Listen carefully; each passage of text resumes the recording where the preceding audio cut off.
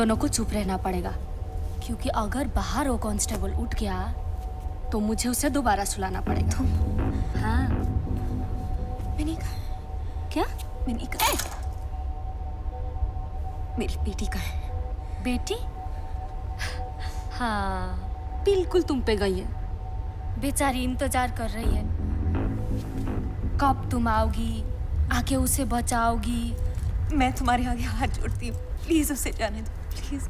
कैसे जाने दूं दुर्गा?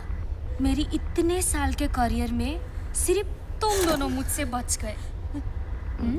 और जिस काम का मैं पैसा लेती हूँ उसे हमेशा खत्म करती हूँ, चाहे उसमें 8 साल ही क्यों ना लगे।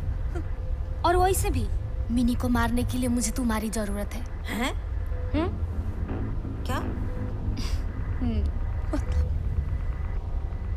बेटी है ना तुम्हारी, एक माँ होने के नाते तुम अपनी बेटी के लिए अच्छी चीजें सोचोगी ना? हाँ?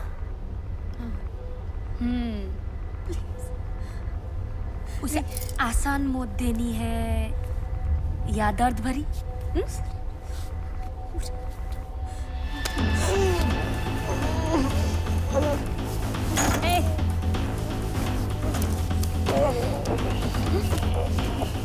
अगर कल 5 बजे तक तुम पहुंच गई तो तुम उसे खुद मार सकती हो, प्यार से।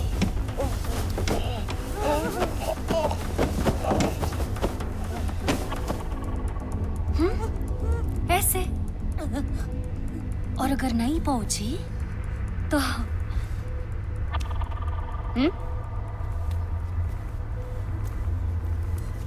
5 बजे आ जाना।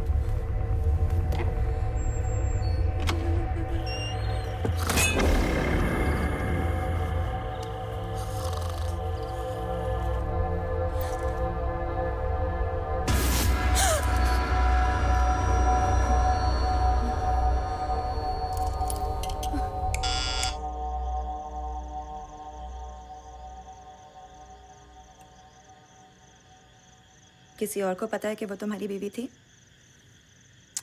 नहीं, किसी को नहीं। सिर्फ पूनम की शादी थी रश्मि। उसे दोबारा देखने से पहले आज तक मैंने दुर्गा को याद तक नहीं किया। पर तुम्हें उसकी कहानी सच्ची लगती है? पता नहीं, लेकिन कोई अपनी डायरी में झूठ क्यों लिखेगा? और उसकी वो किडनैप और मर्डर वाली कहानी? मेरी गट फील तो कहती है दुर्गा ऐसे नहीं कर सकती।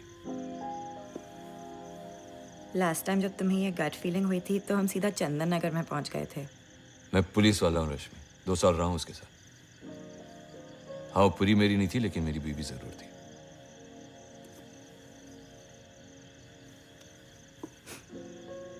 ओए रश्मि,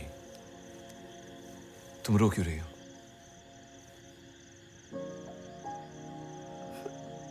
मेरे लिए कोई डरने की बात? दुर्गा मेरी बीवी थी, तुम मेरी बीवी हो। तो फिर ऐसा कुछ मत करो जिससे सिमरन पर कोई असर पड़े। ऐसा कुछ नहीं होगा। करना भी चाहूं तो कुछ नहीं कर सकता। कल कालिंपोंग की पुलिस आके उसे ले जाएगी और फिर ये कहानी खत्म। मुझे तुमसे कुछ कहना है। जी सर। क्या? फौरन आ रहा हूं। दुर्गा नर्सिंग होम से बात।